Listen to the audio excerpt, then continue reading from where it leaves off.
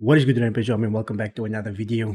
And today in this video, I want to discuss the elephant in the room with Xbox, the current state of Xbox, the way that Uncle Phil, yes, our dear Uncle Phil, grabbed onto that L, he lashed onto it and he took it for the entire Xbox community. And he did that when he said this. Check it out. Homepage refresh and some stuff. I will say this might be disruptive as well. We have a different vision. You know, Paris talked about this. It's play the games you want with the people you want anywhere you want. We want Xbox to be something that people who buy our console can feel like they're a member of. Obviously, who are playing on PC, who are playing on cloud, that they feel like they're full members of our ecosystem. Game Pass players can play on many different devices, and we remain fully committed to that. We're not in the business of out consoling Sony or out consoling Nintendo. There isn't really a great solution or win for us. And I know that will upset a ton of people, but it's just the truth of the matter is that when you're third place in the console marketplace and the top two players are as strong as they are and have, in certain cases, very discrete focus on doing deals and other things that will that kind of make being Xbox hard for us as a team. That's on us, not on anybody else. Our vision is that everybody who's on console has to feel like they have a great experience and they're a first-class citizen. They've invested a ton in our platform. But we are not in a position, and I see it out there. I see commentary that if you just build great games, everything would turn around. It's just not true that if we go off and build great games, all of a sudden you're going to see console share shift in some dramatic way. We lost the worst generation to lose in the Xbox One generation, where everybody built their digital library of games. So when you go and you're building on Xbox, we want our Xbox community to feel awesome.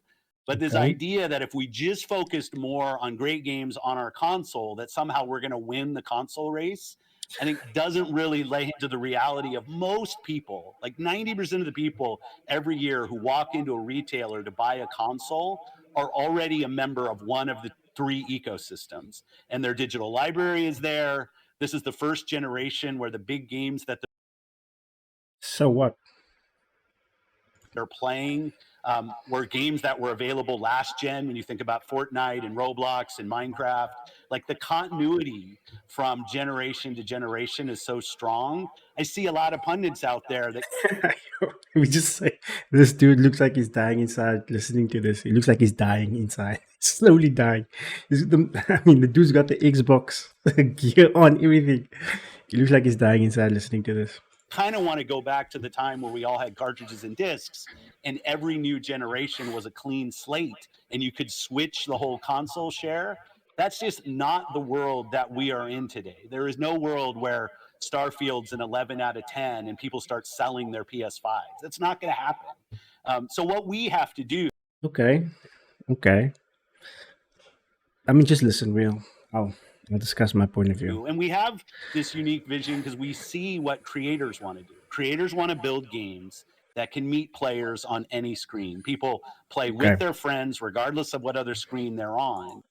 Okay, let me just stop it right there. Right. Okay, so he's saying that Xbox cannot outsell or out console, like you said, they cannot out console Sony PlayStation or Nintendo because they are third place, and by building great games, that would not fix the problem.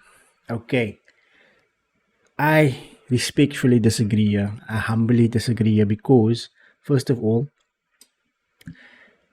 let's look at the state that Redfall released in. Okay, Redfall is currently sitting at a measly 56% out of 100 on on Metacritic. It's even lower for the PC reviews. Right now, this was Xbox's first AAA release for the year.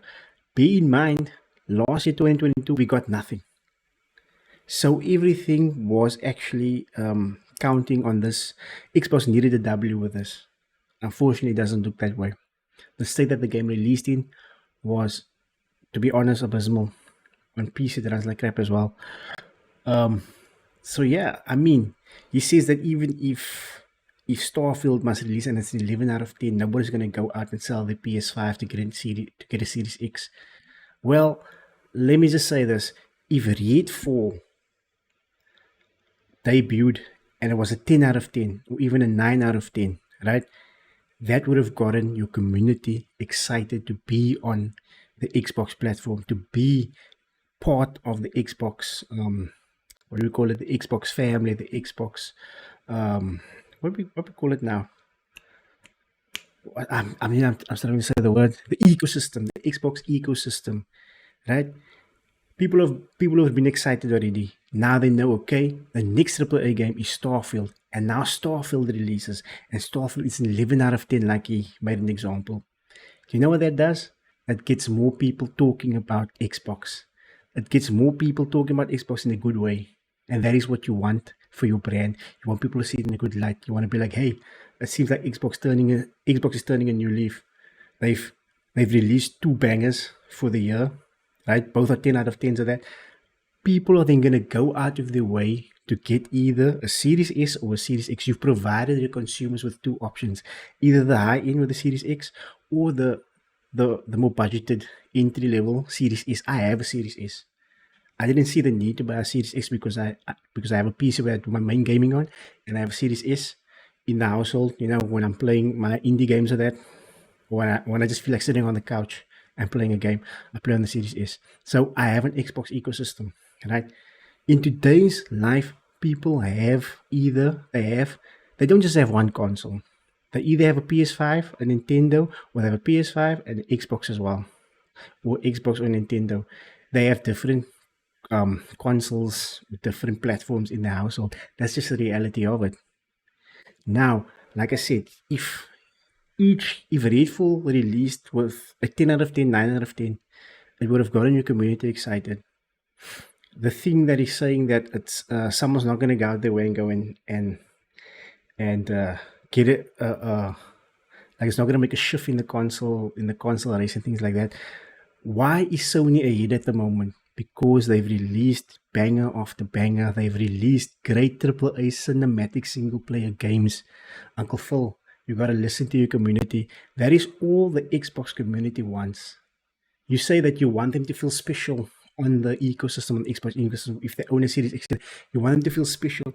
But the fact that your ecosystem, your platform is lacking good AAA games, it's not me as an Xbox user myself, as having an Xbox, being part of the Xbox ecosystem. I do not feel special. And I'm pretty sure by you saying that, a lot of your consumers are not feeling special at the moment. Your consumers want AAA good games, good quality games that are executed with quality to be released on the platform, whether they play on a PC, they play on the console, or they play on cloud. Like you said, you want the games to be accessible on various screens. Great. But with that comes the responsibility to release quality and to execute it in a manner where the game is playable. Look at Redfall. Redfall released and the game was buggy. It was barely playable. The AI was so trash. That's why the game is currently sitting at the state that it is at 56 and 55 on the PC. It's really bad. So you're saying that building good games would not shift the console race? I disagree. Building good games is all that the community wants. Yes, look, Xbox has built a great ecosystem with Game Pass, but PlayStation also has their own version of Game Pass. Even though they don't have day one releases, they can still go and play older AAA titles from PlayStation, which is damn good. So if you release a console or you're releasing your ecosystem that doesn't have good AAA games that can only be accessible on the Xbox platform ecosystem, people are going to be more inclined to go for the Sony PlayStation or the Nintendo. That's just the reality of it. That is why you need good games. That is my rant on that. I completely disagree. But the purpose of this video is to speak about another issue that Xbox is currently facing, and that is they do not back their IP, or at least in my opinion, from what I see, they've been aggressive in buying all these different publishers. However, they are not backing the publishers, or they're not backing existing IP that they have to put great games out there for us as the consumers. Let's see what else he has to say. And the console is the core of the Xbox brand. There's no doubt. So Okay, you're saying it's the core, but people are not excited to be on it anymore. Uncle Phil, you just grabbed that L. So I don't know. I'm pretty sure there's a lot of Xbox consumers or fans that are feeling pretty upset right now. like we will stay focused on making sure that console experience is awesome. But I know some people want to hold us up of just being a better green version of what the blue guys do. And I'm just going to say, like, there's not a win for Xbox in staying in the wake of somebody else. We have to go off and do our own thing with Game Pass, with the stuff we do with xCloud, and the way we build our. Okay, he's right there. You can't be another Sony PlayStation, but that is no excuse not to put out quality games for your consumers, the people that trust in your brand, the people that are throwing $70 towards a game or buying Game Pass and all of that things. That is no excuse not to put out quality. And Redfall was not quality. The mentality of putting out the game now and fixing it later needs to stop. I mean, if you look at Cyberpunk, in my opinion, Cyberpunk should have been a Game of the Year contender, but because it released in such a poor state, I don't think it was considered for Game of the Year. That mentality of releasing a game now and fixing it later needs to stop. And just because the game releases day one on Xbox Game Pass is no excuse to release broken games. That is just my opinion. If you disagree, let me know in the comments down below. Games. Sorry, I was a little long-winded. No, that was perfect. Also, he mentioned it himself that there's an issue with quality and execution. You get what I'm saying? So that is why I also say that there's a problem with Xbox, Microsoft not backing the IP. In this interview, just go and watch it on Xcast. What's the channel's name? It is Kind of Funny Games. I'm subscribed to them. Kind of Funny Games. Go and check the whole interview. He mentions there's an issue of quality and execution. Not only that, he admits that Microsoft lost the previous generation with Xbox One and PS4. Okay, so you lost a generation, but does that mean that you need to admit defeat right now? Instead of catching up, Xbox was so aggressive to buy these various publishers. And what are they doing with it? Yes, I fully agree. Give these publishers, let them do the games they want. But there has to be that degree of control by Microsoft themselves to say, hey, this game is not yet ready. Let's delay it to something. Or if it can't be delayed, fix it. You know what I'm saying? Like, now I know Redfall is getting the support that it needs, but the mentality of releasing now and fixing later needs to stop. It is hurting the gaming industry. It's hurting it. But yeah, like I said, also, if you release better quality AAA titles that can only be accessible on your ecosystem, guess what? People are going to go out there and buy a Series X or a Series S. You provided two options for the different level of income of your consumers. Now, I know people are going to say, but why do you need to play on Xbox? You can just play on a PC. Here's my argument against that. Not everybody can afford to buy a high-end PC. You've seen the prices of a 4090, a 3090, 4070. Not everyone has that kind of money. And the performance that the Series X, which is undeniable, the performance it provides at that cost, people are going to go with the Series X instead to get that performance. But they will not be inclined to go for that Series X if there's not great games on the platform. That is why you need great games to entice the people to go with it. They're investing in it for the next 3-5 years or so. Whereas they see a PS5, they're looking at all these great games, Ragnarok, The Last of Us, Forbidden West, Spider-Man, all of that is great games. They can look forward to it. That's why Xbox, the argument that you're saying that great games are not going to shift the console, it's not true. It would make a difference to get people, build great games to get people onto your ecosystem. Now, I wanted to get to the problem that I want to discuss in this video, and that is Xbox not backing up the IP. In the interview, he admits as well that there was not much control that that Microsoft oversaw over the publisher here, Bethesda Software, right? Okay, Austin. You see, so it's things like that. If they had more control, they would have said, "Look, guys, this game is not ready to go out like this in this state." I mean, if you look at Halo Infinite in 2021, right? We got Halo Infinite. Oh, wait, actually, before I go there, I just want to say, Xbox has great existing IP, yet they are doing absolutely nothing with it. In 2021, we got Forza Horizon 5, which to me is a 10 out of 10 as the best arcade racing game out there. Then we got Halo Infinite. Now, Halo Infinite already dropped. It dropped first on the multiplayer, I believe, which was lukewarm. The play count rose, but it's dropping and it's still dropping till today. Why? Because they didn't release it with Forge and all those things like that. Also, the campaign of Halo, although great, it wasn't perfect. They could have improved on that, but I feel like they spent more time on the multiplayer over the course of the last year instead of providing us as fans, providing us with another reason to go back to Halo, and that is the campaign. Halo Infinite is currently sitting at an 87 on Metacritic. So that means it's 8 out of 10, 8.5 out of 10, which is not bad at all. It means it's a great game. It's not a perfect game. It's a great game.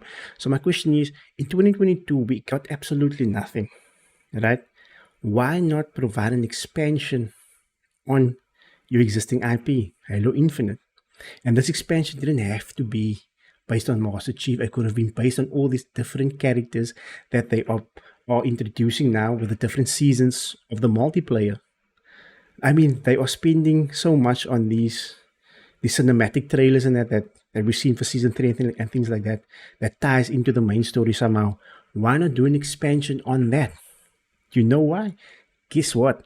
What is one of the best Halo games that did not feature Master Chief? That is Halo Reach, which is currently sitting at the 91% on Metacritic for the 360 era. That is a 9 out of 10 game that you have there. And what? It didn't even feature Master Chief. It was a tie into the main story of Master Chief's original trilogy.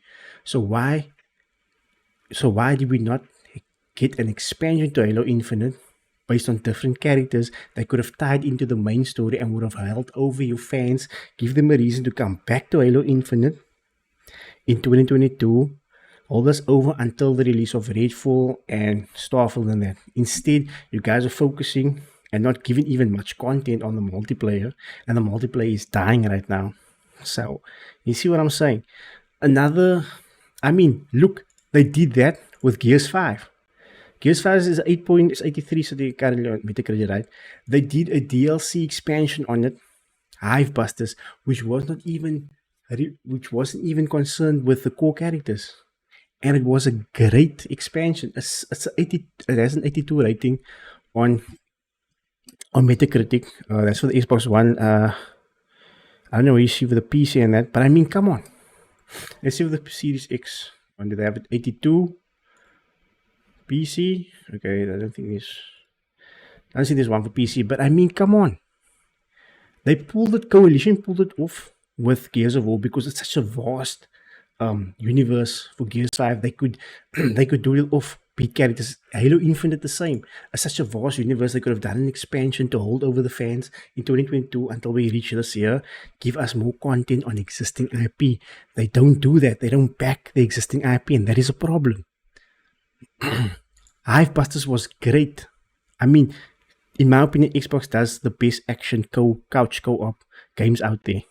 The Gears franchise, freaking awesome couch co-op with your buddies. Come on. Redfall has a multiplayer aspect, which is kind of broken. Why didn't they get some backing from the Coalition to help them on that? Xbox has the resources. Why not throw the resources behind the IP? They're not doing that. Another IP that I love is Quantum Break, which we saw in the Xbox One era. Now the game is currently sitting at the 77. That means it's a 7.5 out of 10. Is that not good enough to give us a sequel? Now, I'm not saying this game was perfect. This game had its problems. They focus. I think the main problem here was they focused more on the cinematic series that they added to the game instead of actually creating, actually adding more content to the game itself. But this game was from Remedy. It was an Xbox exclusive. This game looks way better than Redfall looks today, which is a next gen game, in my opinion. And Remedy makes of the best third person action shooter games out there. Why have we not received a sequel to this? Come on, Xbox, you have great existing IP, make use of it. The same with Fable. It's only now that it was only last year that we had a reveal that they are revamping Fable. Why only now? There were so many years before that.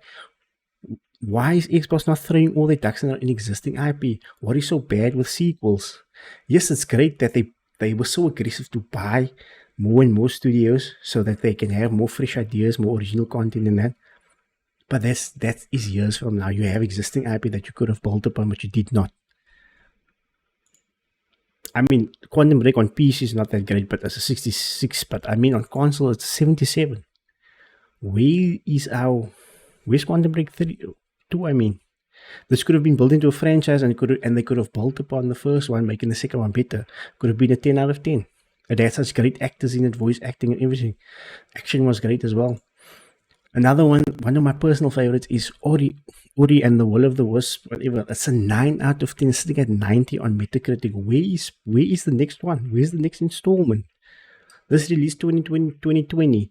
We're currently in 2023. It's been almost 3 years now. Where is the next one? Where's the next installment? They've released an HD version, a remastered version. Why not do a sequel? Where's the sequel at? Do you know how many times PlayStation has remastered and rebuilt and The Last of Us, and they're still making money from it? Come on, Microsoft. You are a gaming company. You're trying to get into series with Halo and what you did with Quantum, trying to get into live action. Like you said, like Phil said, they are a gaming company. Focus on the games and putting great games out there. What happened to... Come on, who remembers this? Who remembers this game? I'm about to play the review. Who remembers Scalebound? This game was revealed in 2013, 2014. It revealed some gameplay. It looked awesome. An Xbox exclusive on Platinum Games. This game was out of the blue cancelled. I remember looking forward to this game the most. What happened to this game? According to some articles, Platinum said that the team were not they were not familiar with the Unreal Engine, and there were some technical difficulties in that. But they worked on the game for 4 years, and the game was just cancelled. And get this, within last year, I believe, or it was this year, the director of Platinum Games, or the head of Platinum Games, hinted to Phil Spencer that they want to work on this game again to bring it to the Xbox community, and yet we are not seeing anything. So what is happening with Xbox not having faith in the IP and not backing the IP? Killing game. I mean, this game could have been an 8 or 19 out of 10. Who knows? This is the problem that I see that Microsoft is facing, Xbox is facing, by not backing up its existing IP. They have all this resources, they have all these funds, and I think that they've, for the past couple of months now, they've been so focused on the acquisition, on acquiring Activision, that they've lost focus of the aims of the vision that they set out there because of this whole thing. Now, maybe they trying to play it down that they are not a big gaming company, or that they're the small fries in the console community, to try and get the CMA to back off when they're blocking that. Who knows? I don't know. But I mean, look at Scalebound. This looks like an awesome Final Fantasy type of vibe RPG. What happened to this game? That is my thing. In my personal opinion, I think Xbox needs to back its IP. They have to have faith in the IP. Faith. Yes, they're showing faith in the creators, but they need to be also that level of control to ensure that they are releasing quality over quantity, and that the games are executed in a manner where it is playable on day one, not where it is broken like Redfall. And believe me, the more good quality AAA games you release, the more people you're going to get on your Xbox ecosystem. No matter where they play, the more people you're going to get on your ecosystem. But at the moment, nobody's going to want to be part of the Xbox ecosystem if they don't have something to look forward to. Yes, Fable and that is all coming down the line. Senua's Blade 2, all that out, that's all coming down the line. But I mean, how long? We haven't heard anything from Avowed. Microsoft needs to speak more about the games. Now, the next showcase is on June 11th. I'm pretty sure after Redfall, a lot of Xbox people have lost their faith in Xbox. So Xbox needs to show up on June 11th and provide gameplay of Avowed, provide gameplay of Stalker 2, of all these other various games that they announced last year. If there is no gameplay reveal and they're not speaking sufficiently enough about the games, you're going to lose your consumers, you're going to lose your fans, you're going to lose the people that is on your platform, whether it be a PC, console, cloud, or whatever. That is just, yeah, guys, that is just my 2 cents on the Xbox situation currently. I still have faith, but I think that everything is now resting on the showcase as well as Starfield for later in the year. After the failure of Redfall, they need a W. Xbox needs to show up. We need to see that aggressive Xbox that they were a couple of years ago. They need to be that aggressive Xbox. They need to. The Activision deal, I don't think is going to happen anytime soon. So they need to take a step back there. They need to really look at the IP that they have. They need to look at the publishers that they have. They need to be more aggressive, because admitting defeat like that is just out of question, guys. I think everything is now all the weight is now on the shoulders of Starfield and Bethesda to release a well-polished, quality, well-executed game come this September, later this year. Is it September or something? I'm not too sure. Anyway, guys, that is just my 2 cents on the matter. Let me know your thoughts and comments down below. What you think? Do you agree with me? Do you not agree with me? What do you think the future of Xbox is? Are you still excited for Starfield? Do you think it's going to be another miss? Yeah. Let me know what you're excited about. As always, guys, you can hit that subscribe button and become a part of the Rampage Army. I'm trying to put up more videos like this, discussion videos on the gaming community as a whole. And yeah, follow me on Facebook Gaming as well. I do live stream on YouTube and Facebook Gaming at the same time. So, we got to add here. I'll catch you on the next video, guys. Rampage out. Peace.